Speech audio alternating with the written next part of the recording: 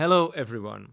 Welcome to our second season of AI and the Media World, a podcast by Future Media Hubs that explores how artificial intelligence is reshaping the world of media. I am Marijn Goossens, your host, and in each episode we speak with innovators, strategists, and media professionals to understand how AI is transforming the way stories are created, distributed, and experienced, and what that means for the future of media. Sofie Hvitved is a futurist, media advisor, and head of media at the Copenhagen Institute for Future Studies, where she works on long-term scenarios around AI, media, and emerging technologies. She's also leading new work around the future of media innovation through the recently launched AI Media Lab Denmark initiative, which explores how media organizations can innovate beyond short-term optimization and rethink journalism for an increasingly AI-mediated future. So today we're not talking about AI tools, we're talking about how AI can change the informational ecosystems themselves.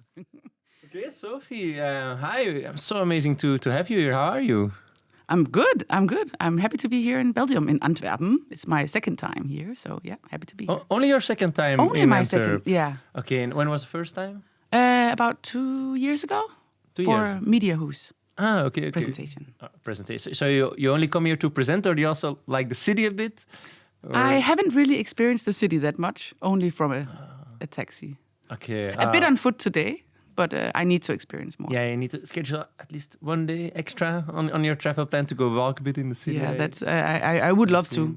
But in a busy schedule, then sometimes I have to come and go on the same day. So unfortunately. Okay, unfortunately not yet. Maybe next time. Yeah. But you're from Copenhagen, yeah. right? And you come from the institute. Could you describe a little bit what you do and what's your role in your work? So I'm a futurist, and I work at the Copenhagen Institute for Futures Studies. Okay. And I'm pronouncing the S very clear to say that one of the things that we are really interested in is making sure that people understand that there are several futures. There are no future. We cannot talk about a future. We always have to be aware that it can go different directions. And what we do at the Institute is really diving into those uncertainties, questioning our assumptions on what we think might happen, and broaden it up a little bit, and be aware of the plausible futures and the possible futures, and really, dive into that. So we are more than 50 years old institute, so we've been working in this field for a long time. Me not, obviously, but I have some colleagues who've been there for 30 years, and it's really interesting. That's quite long. It's a long time, you know. So they've seen how the future evolved over 30 years. It's but already also something, how that. Of course, people always ask us, so did you make any right predictions then? And obviously we did. A lot of the things I'm talking about in technology is also something we talked about 10, 20 years ago, but with different perspectives. And the whole point of foresight and future studies and futures thinking is not trying to predict. It actually just preparing for the variety and being open-minded of when something happens, is this something that I need to be aware of and something that might change how I structure the things that I do, our strategy, you know, and be aware of that. So that's more of a success rate for us when we change the mindset of people than if we predict a certain thing in the right way. Yeah, so not like a fixed future and say, it's going to be like this, prepare like this, but more like be open for these scenarios or these possibilities. Exactly, and see, is it plausible? Because there are a lot of course, sci-fi out there, and a lot of more sort of out there possible futures that, you know, with all the technology that's happening, and with Elon Musk and with Neuralink, and you know, a lot of things are interesting. Quantum, for one, a lot of things are really, really interesting. But what we try to do is see, okay, so let's take that. What is actually plausible, and what is relatable to your strategy? Because we work a lot with companies and organizations that needs to do strategy. So we try to help them by having these futures and inform that to strategy, and being futures prepared and futures driven. So it's not instead of a strategy, but it's informing that. So it's applied strategic foresight that we do. And there is actually a point on that if it's not something that you can use to inform your strategy, then it's not a relevant future. In the sense, then it's not relevant for you. So it has to be plausible. And we have to ensure that the people who are engaging with the foresight and the futures that we do understands it enough in order to take it seriously. Because if not, they'll just discharge. So you can see a lot of futures work that people will just say, nah, that's just, fiction.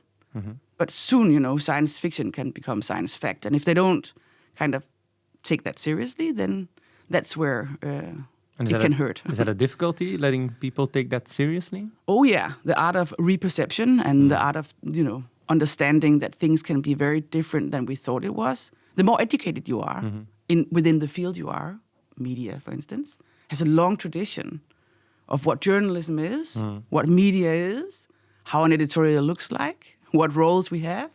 And a lot of people have spent a lot of time climbing up the ladder in the media hierarchy and removing that ladder and saying, okay, let's rethink. And let's just I have a feeling they're not going to like that.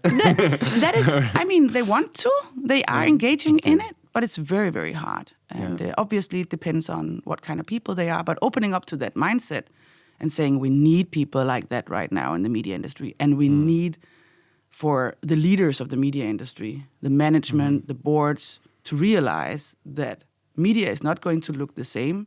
It has already changed a lot with social, with social media, with the whole digitalization.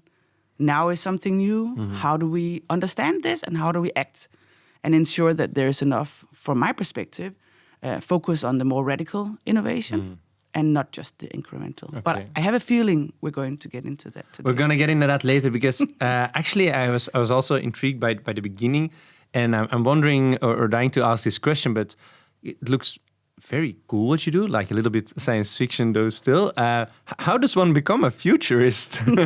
Is there like a study for that? I guess like most things in life, it doesn't come linear.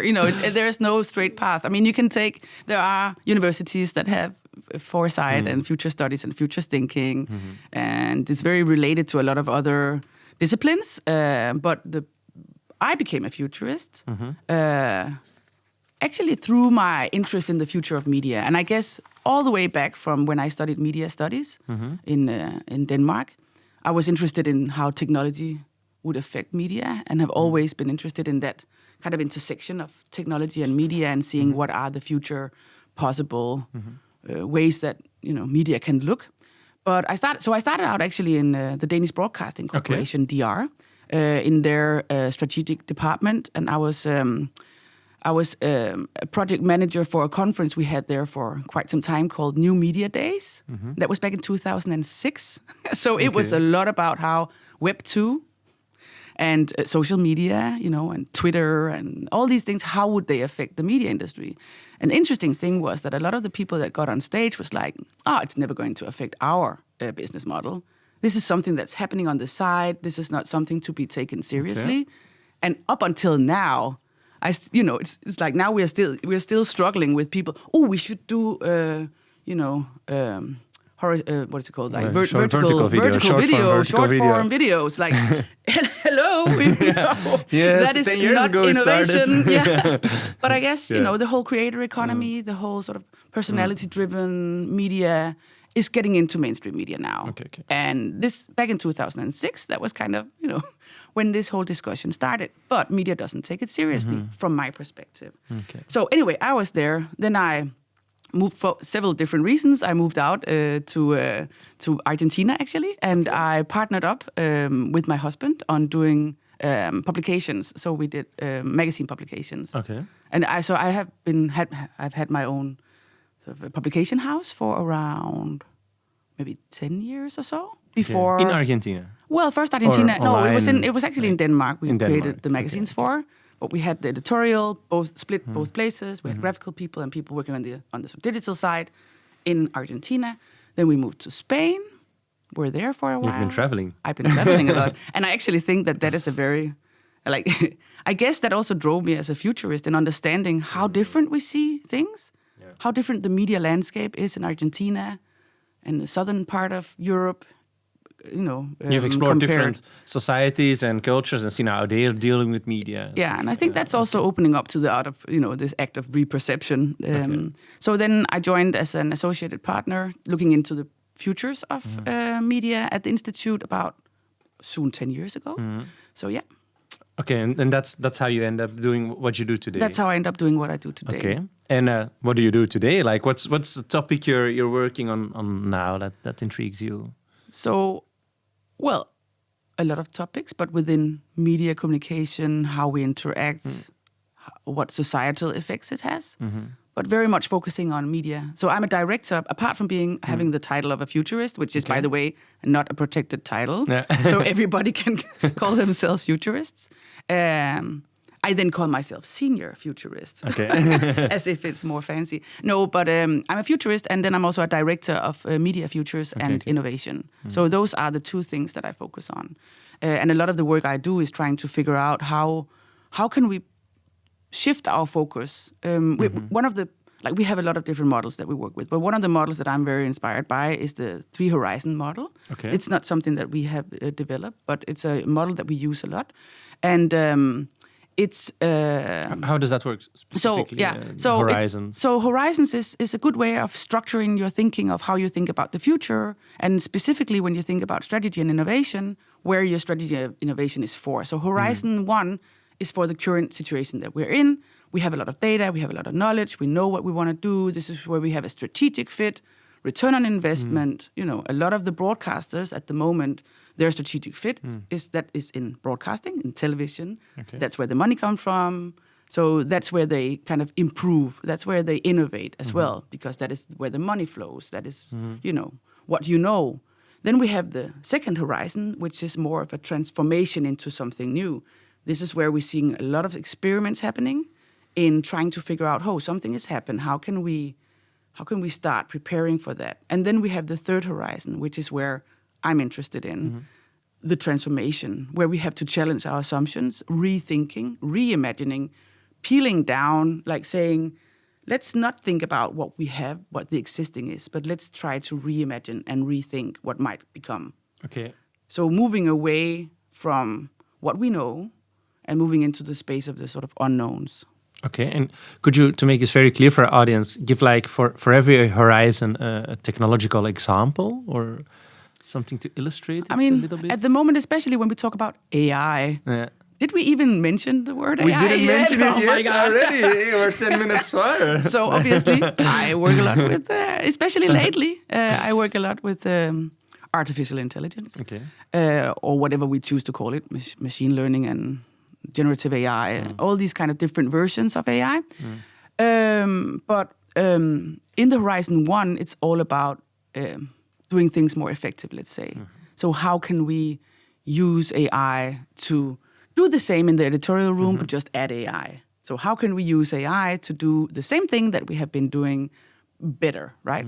So that could be generating titles for articles or, summarizing,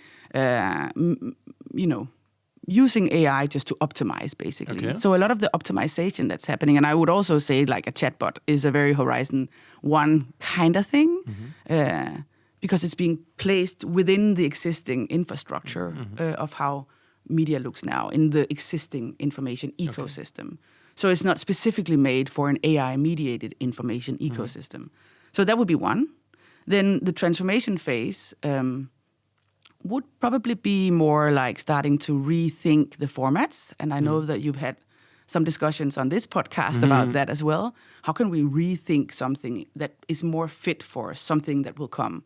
Like start preparing bits and pieces of the media ecosystem into being relevant in the new infrastructure. And in the third horizon, it would be a complete rethinking of how the infrastructure look. A lot of the sort of thinking we do around the future of AI is also based upon the dual internet, or so to say. So the internet where we have a machine-readable sort of dimension and a human-readable dimension. The internet has, up until now, been a lot human-facing. So that means... Besides for bots that crawl or... Yeah, but they still crawl the human. They try to interpret the human-facing internet. So they're there, but it's not made for them. Okay. Machines trying to read the human language. Yeah, exactly. They're trying because, as a media company, you make content, you put it out on an internet, and most of your content, I would say, there's a little bit of metadata, there's a little bit of something that has started coming, but most of it is human-facing. So what we're starting to see now in the dual internet is more that we have a human and a machine-readable interface. And what's becoming more and more clear is that the machine-readable version becomes more important. That means when you have this podcast that is one thing. But it's all the data and the machine readable that you have sort of made in the same package so that the machine will know why this is relevant to the end user, where it's relevant, where it's needed to be mentioned.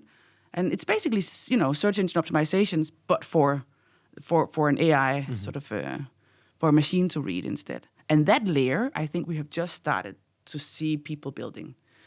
So in the third horizon, the entire infrastructure might look very, very different and much more, instead of a human, some kind of medium to human, it's agent to agent. So I will let my agent go out and find what is relevant to me. I might end up consuming this content, but I might as well just hear a podcast about the podcast. Yeah. And only take the relevant parts and not the boring parts about my life, because that was frankly, not boring at all. I thought that was one of the interesting ones. That doesn't matter to me. But I think it's the whole understanding of what's relevant to me. What context do I have already? What might I be inspired by? I might, want to be a futurist myself. Then it could be interesting to see how did I get there. But then that's just that part. I find it interesting. I don't know if you saw that in Teams. So when you do a call now, after Teams, you can do the transcription, you have the summary, you can also do a podcast. So I've seen the things mentioned. There is a podcast that you can do. You can't download and share it, which I don't know why, but it's really interesting. Then you have people. So you have the same thing at Notebook LM. And sorry if I'm saying things that out there you haven't tried. Notebook LM is a Google product where you can create podcasts and mind maps and work with sort of context. Anyway, Teams do that as well. So they. So you can go in and you can make this kind of 7-minute podcast of a 2-hour long meeting, and then 2 podcast hosts will talk about what's the most essential things in this meeting. Okay. Is that relevant? Yeah, it might be. I don't want to necessarily sit and... Do you ever sit and listen to a meeting afterwards? You haven't attended? I would read it, the notes. But would you really? Would you read the transcript? I might search. I might keep the notes, and then when I'm in the next meeting, quickly browse through the notes. Oh, I said this exactly. And then before you go to the next, you could just hear on the way to the next meeting or whatever. You could hear this 7-minute, wrap up, and hope that they get the right points, right? And we're getting now to the things you're explaining, especially the last thing. It feels more like liquid media, personalized content, right? Where you would have like a story, message, or narrative, or content, and it would be, based on my preferences, told differently than maybe for you. Is that correct? Is that what liquid media is? Yeah, I think liquid content has been meaning a lot of different things. The first time I heard the concept of liquid content was at a conference in Copenhagen, actually, called the Scandinavian Creative AI Summit, where Mathieu Laurent from Google DeepMind attended and talked about liquid content. So that was like 2 years ago, I think. And back then, it was more about multimodality, I would say, changing over time. That you could change content. For instance, Emily in Paris. Then you were from Spain, and you got Pedro in Barcelona or something like that. And you just want, you have 20 minutes, so then you get it like that. So it's about changing everything. Also the cultural dimensions, which is interesting. We're starting to see that. Adobe was actually talking about that at a conference I attended in New York a month ago, how they can, if you have an ad of children going to school in one country, then you move it to Japan, and then they actually also change the suitcases because their school bags looks different in Japan. So the whole contextual knowledge of understanding and cultural understanding will change as well. So it's kind of liquid, but in order to become, I would say, truly liquid, a lot of the understanding of liquid content has changed in the last maybe half a year, being much more, as you say, really, really, truly hyper-personalized, understanding this contextual sort of my context, my second brain, my sort of how I'm... A lot of people are starting to build our own second brains, building context on who am I, what do I like, and taking... all kinds of gadgets to gather information. This is an Oura ring that collects health information, your health, your heartbeat. Yeah. But all these new devices that we're seeing coming, I just ordered a new called Pocket. It's a little recorder device you can put on your smartphone, and then it just records everything. So all your conversations and Is it recording now? I'm not telling. The thing is, this is of course not legal in Europe, right? It's not GDPR friendly. I used to wear this little pendant that I tried called Limitless, which has now been bought by Meta, and then I couldn't use it in Europe anymore. of course I ask before, but it's great at conferences or at these kind of this conversations or interviews or formal interviews. I have my AI assistant with me everywhere right now. When I go into different meetings, of course I ask, unless I was at one point I attended a call, like an advisory board meeting. I invited my AI assistant, but I was attending on my phone, so I didn't see that it was there. So once I came to the screen, I could see, my agent is there. Yeah. And I was like, sorry, I just want to say my agent is here. You can see it. Are you okay with this? So asking later. But anyway, this whole idea of recording, of understanding our contextual knowledge is becoming more and more important in liquid content because it's in the meeting of what you want to say, what I know, how I like it to be, what devices I have, what time I have, what are my preferences. So to change the content towards the context where I'm living in and based on why my preference, what I've had before. Yeah. But do we want that hyper-personalization? Who are we? Society. It's a very broad. Society at broad has a huge challenge in the shared narrative. We already have that.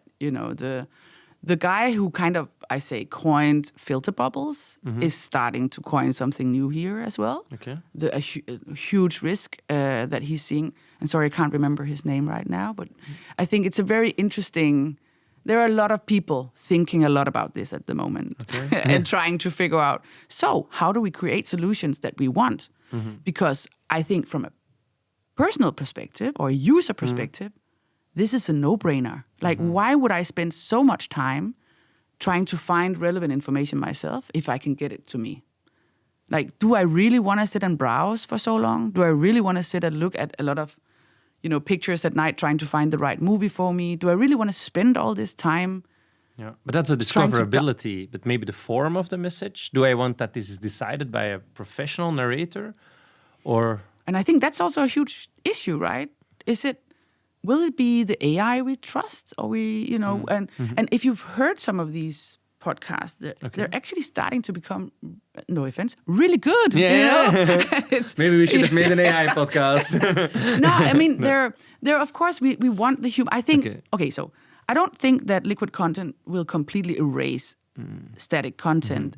I think personal, truly, deeply sort of where we can relate to you, where I can feel you as a person, that will matter even more. And the best ones in doing that will have a huge spot. But there's the barbell effect, right? We have the people that are really good in doing this, the huge blockbusters, the great sort of art movies where they really play with formats and really, this will become a huge industry. Okay. I'm pretty sure, right? And seeing into the whole, we don't know how the future will look like, but I'm pretty sure that is not something we will take away. We will long for these experiences.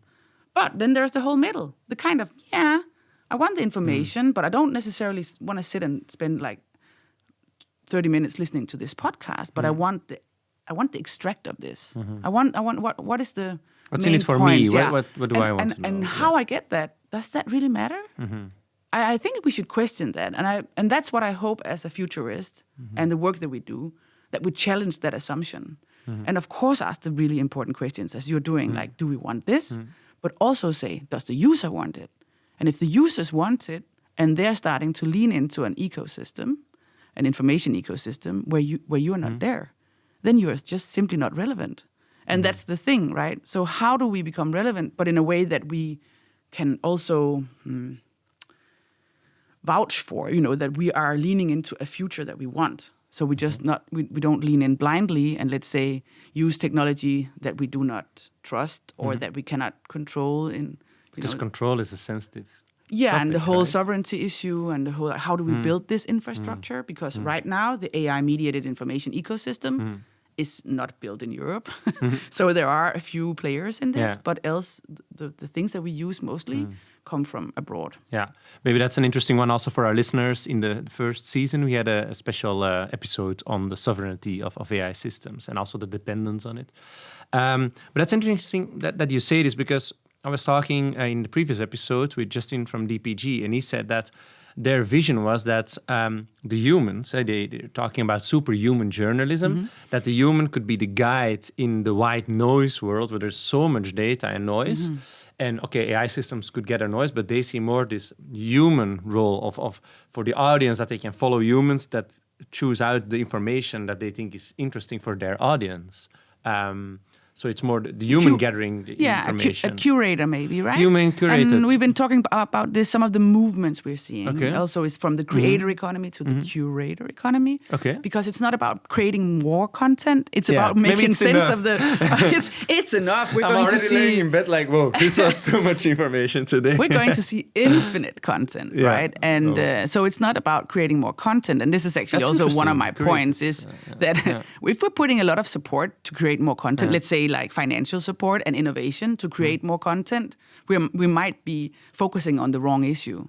Yeah. And of course there should and will be, as I said, human created content, but a lot of the sort of content in the middle, I don't know how to say that, but it's just simply not going to be, there probably won't be a business model for it because there is so much. So the value of content creation will get down to close to zero. I mean, it is already now, right? Then you can say, oh, but is it good content?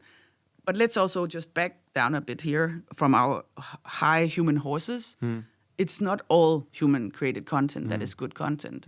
There is, especially in the media industry, with the conditions that we're in as media people, a lot of very mediocre, rewriting of a press message or something that you only have a very tiny budget for, which is not a masterpiece, right? And I think that will be challenged. And that, of course, has a huge implication also for the funnel of people working in media. Like if you are in that space to begin with as a newcomer into the media industry, and how do you what do you work with? What value do you bring? Yeah. And do you think that AI content that is flooding our internet, I think it's surpassed internet? Yeah. Well, some measurements. Depends. I think it's some time ago that it did. Yeah, at least there is a lot of content. Does it change the quality of the content that we are used to? Does it change the way we look at content? I actually think that we will demand higher quality. That's what I mean with the barbell. So the content, and I also think that we have not been looking into this whole new creative language. Okay. I often compare it to, let's say, when film was invented. It was a scientific project. It wasn't the creative medium. And it took, I think, about 10, 15 years in order to find some kind of creative language for this. Like, how do we use this new technology? And right now, people talk about AI slop. I like to talk about human slop as well, because I do believe that the work that I do, I can be really annoyed if I get something from people and they haven't sort of structured it. They could, spend 2 minutes putting it into an AI and it will structure this so I will understand it better. Why should I sit and use time to take it out and structure it myself in my AI? So I think there will be new demands also when it comes to the quality of the content that you have, that it fits to my reality as well. And I expect you to be able to lean into this. And are there challenges with this? Of course there are. You know, our cognitive offloading, people that are using AI in wrong ways, the whole idea of losing control, that we're putting something in and then we let the AI kind of, it nudges us in certain directions and we do not have control of that. Plus we do not own, and we do not know what kind of nudging is being put into these systems. It can be polluted, and there are so many issues, and it costs a lot. But of course, innovation comes with challenges. Environment. We can go into all of these challenges. But if we focus back to the user experience and what we are starting to expect as a user, I think as a media, industry, we have to take that seriously and see, okay, so how can we lean into this and be able to create some solutions and not just think about the horizon one, the current horizon that we're in, but also think further about the whole infrastructure of this. But I think it's interesting, especially as you talk about user expectation, because I noticed for myself that that I used to love reading articles, but nowadays when I see an article and it's a bit long, I put it in my AI system and I say, summarize this for me, or is this really true? This is not a good thing to say, but everybody does it. Yeah, but it's the reality. I got so used the last 2 years of having it in my way. And of course, it depends a bit on the context or the content itself. But I do think that you're right, as you say, that the user preferences change due to these technological advancements. So maybe media should prepare for that as well. Yeah, and then I think that it's going to be interesting to see what roles are needed, but also what kind of mediums are needed. Because I think that magazines or printed stuff will definitely have we will then take that on vacation and then train our brain reading and be very proud of reading a book. And I actually met a Dutch researcher from a university, and now I can't remember his name again. I'm sorry, I'm bad at remembering names. We can put it in the show notes. AI will put him in the show notes. He was doing a talk that I unfortunately didn't attend, but I had the pleasure of speaking to him afterwards at the Nordic Media Days in Bergen. And he said that there's this interest. He's looking into all the things that we are missing when we do research on the users, like all the assumptions that we get from the data that we have, but that we are missing out some of the interesting things in user needs and user behavior. Okay. So he followed a group of young people who wanted to take back the newspaper, right? So specifically this one girl, and maybe I'm saying it wrong, sorry if I did, but this specific girl had then just ordered her a newspaper subscription on a physical newspaper and was really looking forward, with her coffee. It's not a latte. What is the fancy thing to drink right now? Matcha latte, chai latte? Something that is, probably more, whatever. I just drink it pure black. I think that's the thing that's in right now. So pure black coffee, sitting at this table, taking out her newspaper, opening it and saying, what is this? This is not what I signed up for. Okay. She was thinking that she, would have a nice, deep experience. And then she got all this horrible news and badly written art. So there are we want to have this idea, we have this romantic idea of some of these static media, but sometimes they do disappoint. But I think that there will be a desire to do that as well. And we will be training our brains like we are, because we necessarily will not be doing that in our, daily intake of information. So that will change. Yeah, and if we're talking about that change, because I want to go a little bit toward that further future, let's look at 2030, 2035. Of course, you can't predict, but if we would brainstorm about how do you think that the media landscape will continue to evolve? What do users are going to want then? I think I'll refer to the barbell in the sense of we will still want these amazing experiences and go to the theater and have shared physical, experiences. Okay. But when we talk about the media industry, of course, there's entertainment, there's news. So I think in regards of the news, that will have a very hard time in the sense of leaning in static content, because the shared experiences is not, and it's already now, it's not in, the 7:00 news broadcasts, which it used to be. So one of the possible futures, if we lean into the AI-mediated information ecosystem, of course, is that we all have our second brains set, right? And some might have these sort of freemium versions where you get a lot of free content because you don't want to pay for the knowledge storage. A lot of the thing we're seeing also is things that become stored on devices. And I think it very much leans into the philosophy of Apple, this kind of privacy issue that you don't have things in the cloud, but you have it much more connected to you. Yeah. So the way that we then experience media is that we have our data, and hopefully in a good scenario, we can provide the information needed in order to get our hyper-personalized liquid content in the way that we want it, but without sharing too much personal information, because it's becoming anonymized and shared and then stored back down, kind of. And I think those are the infrastructural layers that we have not discovered yet. But as a consumer, 10 years from now, we might have that possibility of really getting information in a way that we can become smarter at certain areas. And we can use humans, of course, to be inspired by and to spot missing content, so to say, like what should we worry about, and then we can start gathering that into our ecosystem. I think what you said like before is also super interesting about this. I have data on myself that is needed in order to form that liquid content, and it's like my personal data store.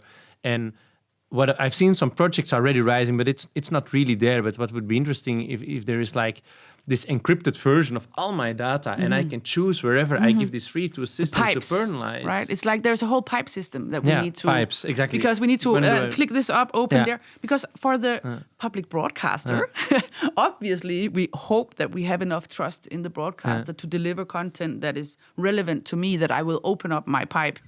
Sounds and also weird, for but anyway, who, for who, right? So the health system, where do you want to... Who do you want to share what with? Always in an anonymized way that we can trust, But I think trust will change its form. And in what way do you think? Even in the sense that right now institutions are trusted a little bit due to the institutions that they are, to some journalistic principles, to some values.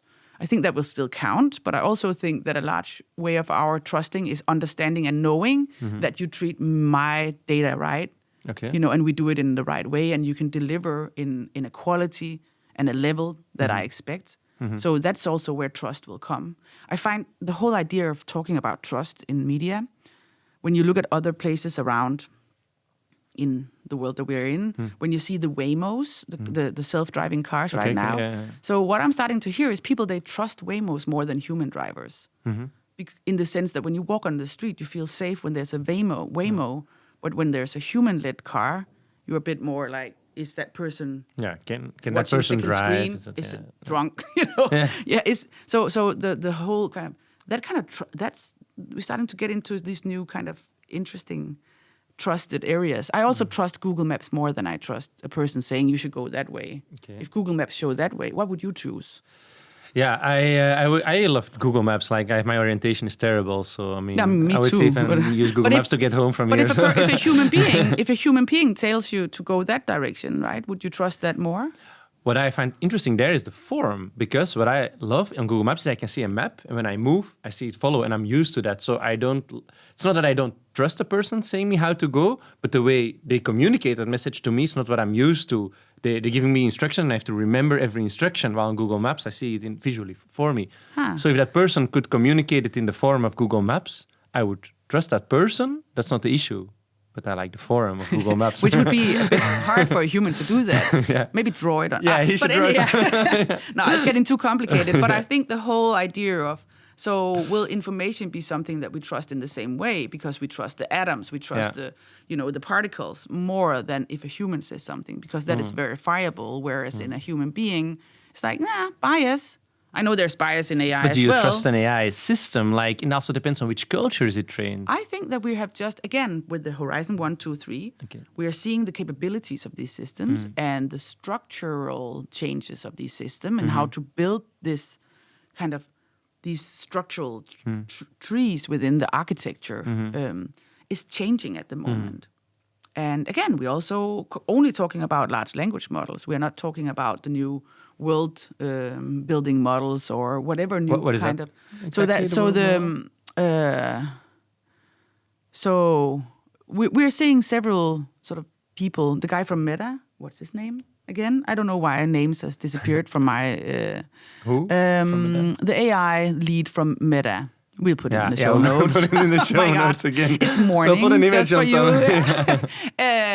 So he completely changed Czech. So he stopped at Meta and he's starting his own, looking into world models. World models is another way of building AI, much more built on what's to happen as sort of understanding the world and navigating and learning with the world instead of predicting each next sentence as a large language model is. A more holistic model? Well, it's just a different kind of learning model and retrieval model, I guess. So I think we haven't seen really functional world models yet, but who's working on it? But so the guy from Meta, he got like $1 billion to start investigating. So a lot of other people believe in that, or believe at least in the development of new kinds of models. Okay. That we should stop looking at large language models. We should stop looking at the scaling of large language models, because we will never solve the hallucination problem just by large language models. Then we can put all kinds of systems next to the large language models that can minimize the hallucination part. But the whole thing with large language models is that it's predicting the next word, so it can never be 100% right. Yeah, like that is. We're not fixing the core issue. Then we're just putting some things on we're it. Adding small a lot fixes. of different, like the RAG system, the retrieval augmented generation system, or other kinds of systems that we're putting into context graphs. All these kind of things that we're building on top of large language models, or connecting to large language models. So from a futures perspective, we're seeing more models that are entering the sphere, giving more different kinds of aspects into this issue. And that kind of reframes some of the problems that we're working on right now. Then there will become new problems. Of course. Of course. And I think this whole idea of the digital twin, or, that our world is being so digitalized, it has so many implications that we need to start preparing for and of course regulating. But when it comes to regulation, which is a huge issue in Europe, of course, as of in the rest of the world, but in Europe, we focus a lot on that. One of my main messages is that regulation doesn't bring relevance. So we can regulate the shit out of this. But if we don't have an alternative that is relevant to the audiences, they'll find their way. And they will not use something that is regulated per se. Well, no, but just something that is not good. So we cannot deliver like a really shitty product that is really that is really ethical. It's regulated, but it's actually shitty. It's actually or it's like, and I think like I don't think that we can expect the users to agree on that. Okay. Else we really have to make a good communication plan, or something that will explain.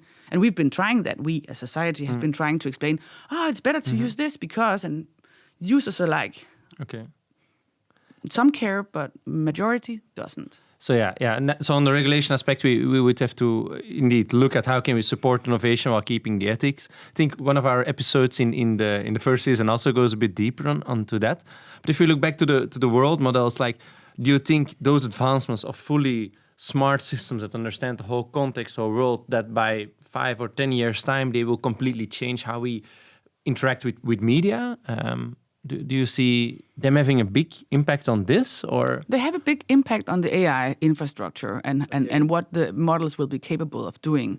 Obviously, the multimodality and the whole sort of liquidity of media will become different once you have world models as well.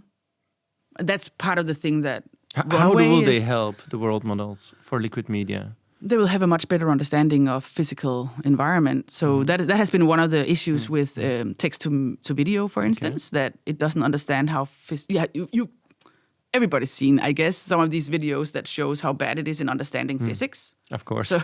So I once made a video shot of like people footballing, like playing soccer, and you see the ball like floating in the air left and right. Totally. And when you're seeing that doesn't work at all. The newest models, so a lot of things are happening. Both the server, sort of the power of compute is really high now. So you can actually do real-time editing on liquid content. Yeah.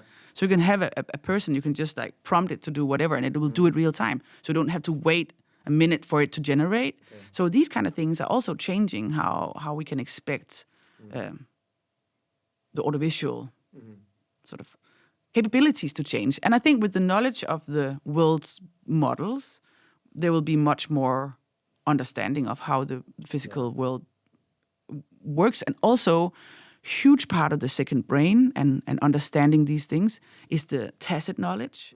So once we move into world building, it'll understand intention better, and it will probably understand a lot of our tacit knowledge better by observing it, whatever, the AI.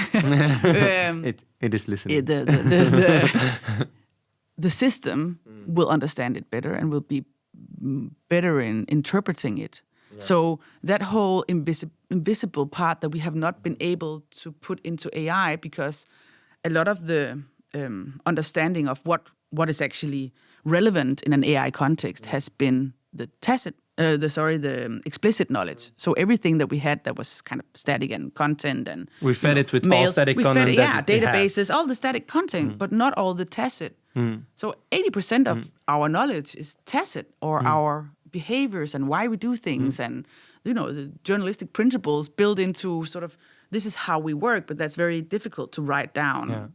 But when you get more knowledge can sort of analyze this tacit world, a lot of the capabilities and skills, we're also seeing that being put into the second brain. So skill sets, you sort of put on skill sets into that.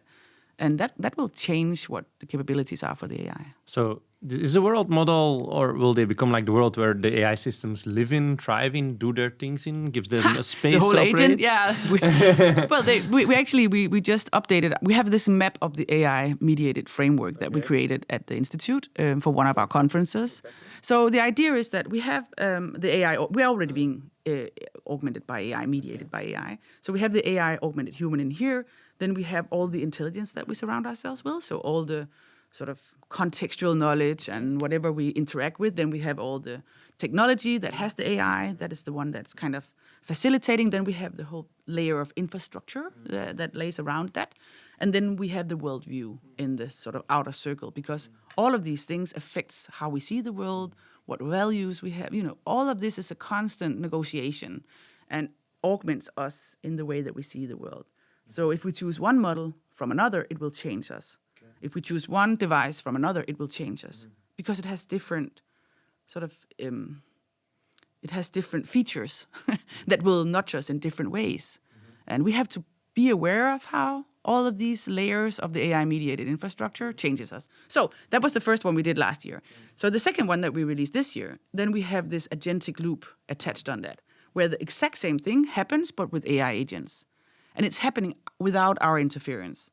So we send out these agents into the world, like Multbot or whatever it's called now, Open, whatever. Claudebot, Cloud yeah, that's it. Cowork. We're seeing a lot. Or a new one that I just heard about is called Hermes, which is apparently a very interesting thing to look into if you're that kind of technical person. But anyway, so building, so in this sort of in the augmentation of ourselves, we have an entire agentic world happening where things happen, and we send these agents off, and they create their own communities, right? And they create their own. They can work on a project for a long time without us interfering, and it's really interesting to see some of these experiments. Autonomous systems, actually. Yeah, they're autonomous in some ways, of course, right? Because you send them off and they can do things, and of course we have some intention. We've given them. Hopefully, we give them some guardrails and some behavioral sort of knowledge and all that. But I think we have to understand that is getting bigger and bigger, and we have to figure out how to live in that kind of reality. Seems a lot for us to figure out. But that's the whole thing about reimagining. That's the third horizon, and if we don't take it seriously and just take it in incremental, pieces. I'm afraid, and we're afraid at the Institute, that we will not be preparing enough. Yeah. So you think it's important to let people be prepared and understand. And I don't think that media can say, well, we're not a tech company. This is not our issue. You're there as media to create information and entertainment, for the public, right? In the public interest. And if we believe that this is happening, we have to make sure that we have an ecosystem that we are also part of creating.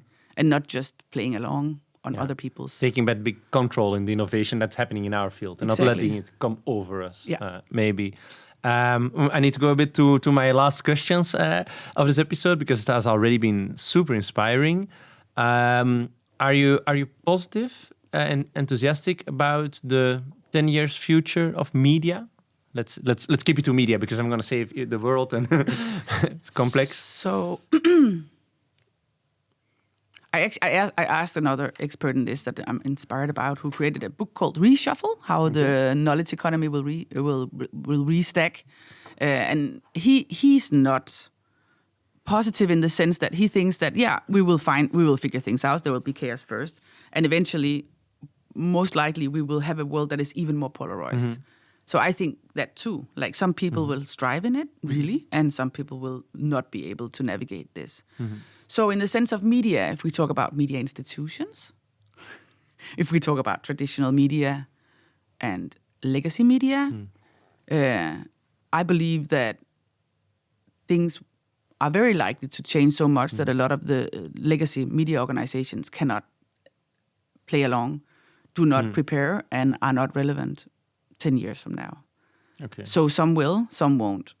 Okay, I think that's an interesting message, an important one for them to understand, to start looking into how to adapt to the future, and that's important. Can I just so you know the leaders out there, if anybody's listening to this podcast, or it maybe taking like doing some AI summary of it, please say this AI that we're seeing a lot of really talented people leaving the traditional media industry right now, creating their own, not having resources. I mean, people say, like the leaders say, or management say, yeah, you can spend your time on this, which is great, but they don't get any resources. So it can be very hard to innovate in this space if you don't have any resources. So I think people then leave, the one that I know of, a lot of them, they leave the traditional media industry. So and that is a big loss. Yeah, right. They need funding, they need support, they need to be acknowledged, they need to have, the right amount of, I would say, focus and time to focus on this. Okay, so which they do not now. I think that's a strong message to the media leaders listening to our podcast, indeed, to provide those funds for innovation, invest time in it. So that's to the leaders, but we also hope to inspire young media professionals. What kind of advice would you give to a young media professional listening to this podcast? Ooh. I would be curious and don't think that you have it fixed. Like, don't think that you know the future, but be open towards where it's going. And also be open towards new ways of doing things. I think basically just be curious and open. Because this is going to change. Like, if I were to be interviewed 2 years from now, a lot of things have happened. So being, I hate to use this word, but agile, like really trying to, and not be too fixated on just doing one thing or one role that you're heading for, because this is definitely changing. And then, of course, learn both with AI and learn the profession, learn the craft, and just dive into it. I think that there are some interesting roles out there, and I think that organizations really need to have these curious people that really want to explore. So there's definitely roles out there, and hopefully then the media leaders will also hire you and ensure that they get your curiosity inside the house. Yeah, I think they should. They're the new generation, Exactly. and they will decide how our world looks like in the future. Thank you so much already, Sofie, for this super interesting chat.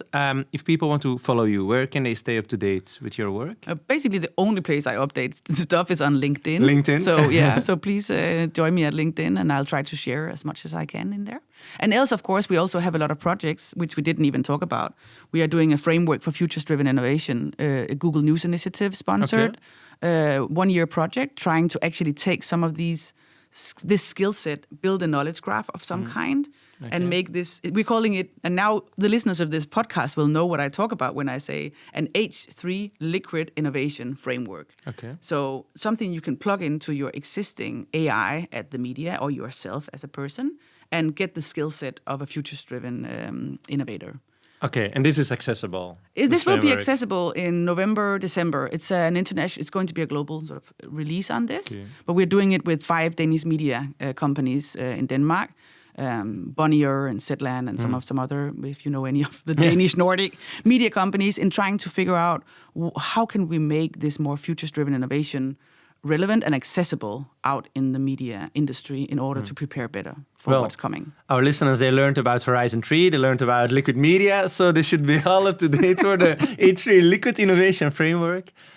Which will have a more sexy name. This is just the internal... You might need to give it a name. Maybe ask AI to give it a name.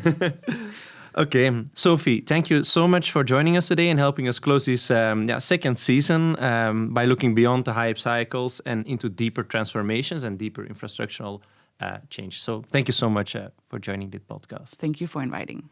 Okay, and thank you for everyone who followed us throughout this season in the second season of AI and the media world.